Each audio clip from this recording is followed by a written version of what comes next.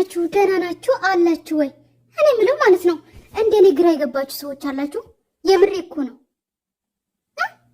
እኛ ለብሩኬ እየተከራከረን ብሩኬ ይሄ ነገር አያደርግም እያለን በጣም እየተከራከረን ያለነ ሰዎች ማለት ነው።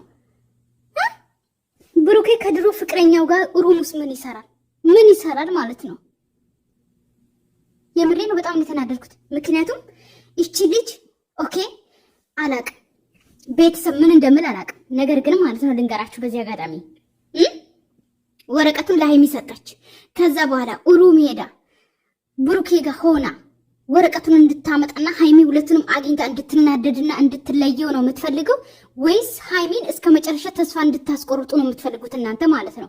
የሆነ ለመናገር እንደ ሃይሚ አይነት ሴት የለችም ብዬ ተናግሬ ነበር። ምክንያቱም አብዛኛው ሴቶች ብንሆን ማለት ነው እንዴት ልበላችሁ በጣም ራሳችንን በቃ እንዴት ነው ራሳችንን የሆነ በጣም እንጎዳለን። ጭራሽ ስልክ ራሷ እናነሳም ነበረ ግን ወረቀት ሰጥታ መቀበል አችልም ነበር። ትላንትና አለመቀበል መብቷ ነበር ሃይሚ ማለት ነው። ተቀበለች።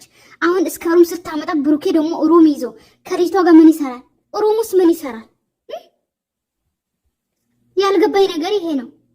የምሬን ነው እኮ ብሩኬ አያረግም እያልን ጭራሽ አያገኛትም እያልን ልጅቷ ምን ልትሰራ ነው የመጣችው? አስረግዛት ነው ወይ? ለምንድን ነው እንዳገኘዋት? ኧረ እባክህ ከእርጉዝ ሴት ከወንዶች አይተኙም ያለው ማን ነው? የሃይማኖት አባቶቻችን ቢሉም እርጉዝ ከሆነች ነፍሰ ጡር እንደሆነች ከሰማችሁ ከሚስታችሁ ጋር አትደሩ ቢሉም ማለት ነው ወንዶቹ መቼ ታርፉና መቼ ተኝቶ ያድርና ያኛው ነገር ማለት ነው። ገባ አይደለ ብሩኬ? ማስረገዝ ብቻ አይደለም፣ ሁለተኛ ማስረገዝ ብቻ አይደለም፣ ስሜትን እንትን ትላለህ። ገባ አይደለ? ለማስረገዝ ብቻ አይደለም ከሴት ጋር የሚተኛ ወንድ ልጅ ቀልደኛ እና ነው ስነ ስርዓት ያዥ ብለህ ደግሞ የምትቆጣት ሩም ውስጥ አግኝታት ማለት የምታገኛት ከሆነ ሌላ ቦታ ልታውራት ከፈለክ ሌላ ቦታ ታውራትም። ሌላ ክፍል የለም፣ ሌላ ቦታ የለም፣ ካፌ የለም። እዛ ሄደ ማውራት አትችልም።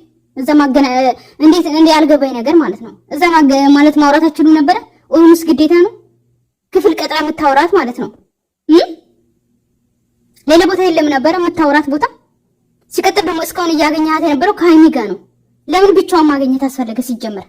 እስከ ሃይሚ ጉዳዩ የሃይሚ እስከሆነ ድረስ ለምንድን ነው ብቻን አግኝታት የምታወራት? ምን አላችሁ ሁለታችሁ ለብቻ የምታወራው? ሲጀመር ስለ ወረቀቱ ደግሞ ወረቀት እጅ ላይ ሳይደርስ ራሱ አንበበ ምን እንደተሰጣ ራሱ ሰታነብ ማለት ነው። በምን ጉዳይ ነው ልጅቷ እንድታወራት የቀጠርካት? ደሞ ስራታ ያዥ ይላታል። እዚህ በእናትሽ ምን አየሽ? ልትወቢ ነው? ምን አሁን ነው? ምንድን ነው ናቸው?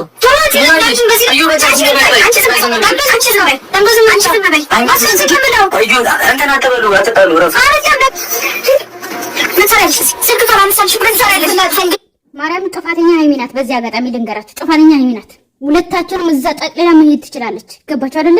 በቃ ከሁለታ ይሄዱ አብሮ ይሄዱ። ብሩኬ እሷ ትሻለኛለች ካለ መሄድ ይችላል። በጣም ነው የሚያናድደው። የምሬን ነው የምላችሁ። ምክንያቱም እዚህ ጉዳይ ውስጥ ሃይሚ እስካለች ድረስ አብሮ ነው ማገኘት ያለባችሁ። ካገኛት የሚያወራት ነገር ካለ ሲቀጥል ደግሞ የሚያወራት ነገር ምንድነው? ስለምንድን ነው የሚያወራት?